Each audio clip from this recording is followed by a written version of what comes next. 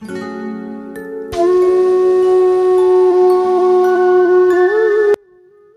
انعکاس میډیا ګرانو لیدونکو او اورېدونکو سلامونه. هیله درک روغ او د ژوند پر ټولو چارو به برلاسي یاست. یو ځل بیا هم د مورې ته مې زړه کې د ناول له 15مې برخې سره حاضر شوم. تمه ده چې دا برخه به هم راسره تر پایه واورئ.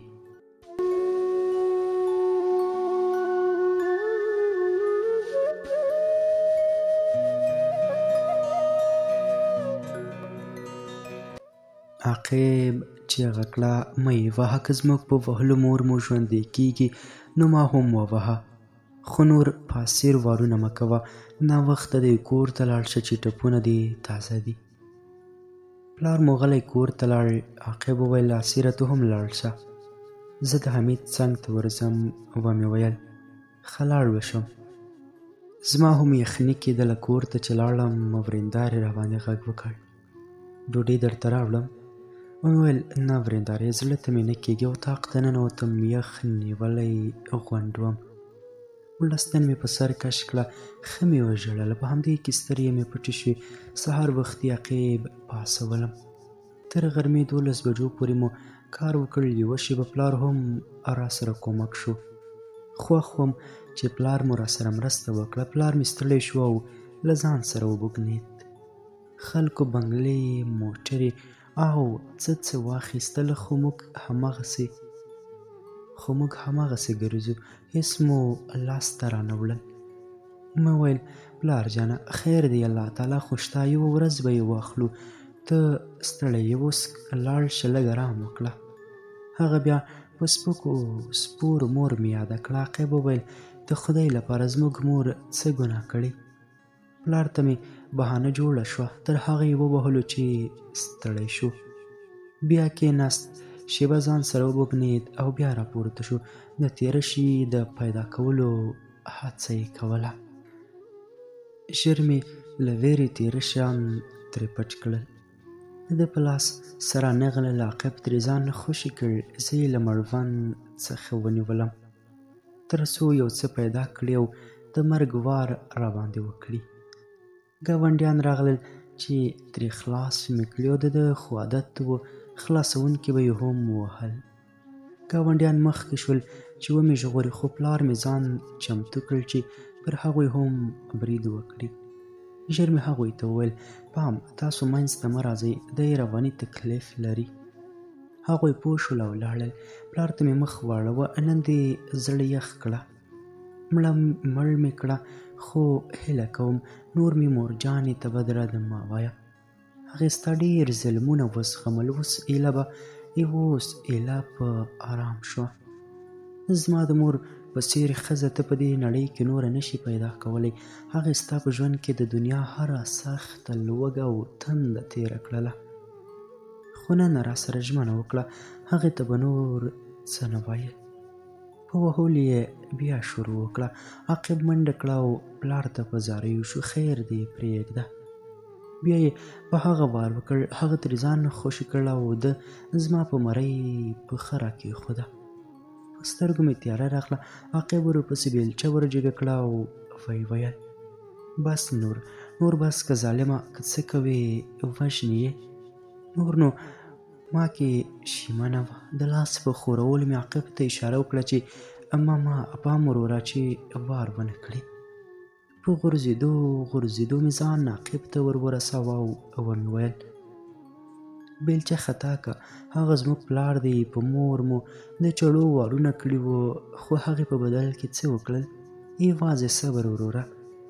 زموږ مور د زغم څخه کار اخیستی. په هغې چې کوم ظلمونه شوي دا خو صرف الله تعالی پوهیږي. د هغې په وړاندې دا وهل هیڅ دی وروره، هیڅ. پلار مې په خپلو کړو پښیمانه شو او خپلې خونې ته ولاړ. د خولې او پزې څخه مې وینه روانه وه. عاقب سینې سره ونیولم. په ژړغوني غږ یې وویل وروره هغه ډېر ظالم شوی، په تا خو یې څه ونه کړل؟ ومې ویل نه وروره، زه بلکل ښه یم، دا به وزغمو، خو د مور سپکاوی نشم زغملی. مور مو ډېرې سختې لیدلي، په هغه چې څه تېر شوي ډېره پرې ځورېږم. د کور په لوري مې پام شو، پلار مې لا هم ولاړ و او خپلې اوښکې یې په څنګل وچې په ځیر ځیرې مې وکتل. بیا هم څنګ ته ورغلم او ومې ویل څه شوي، ولې ژاړې؟ هغه غبرګ لاسونه راڅخه تاو کړل او سینې پورې ونیولم. ما وبخښه زویه. هیله کوم پلار جانه، زه څوک یم چې تا وبخښم؟ خدای دې وبخښه، زما ځان له تا قربان هېڅ خبره نه ده.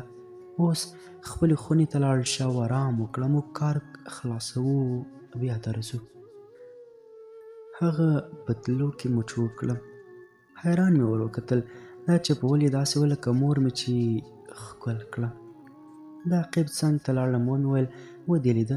ښکل یې کړم. هغه ناروغ دی وروره، زموږ مینې ته اړتیا لري. حمید راغی، هغه ته مې وویل امتحانونو ته مې یوه اونۍ پاتې ده، ځو به له خیره.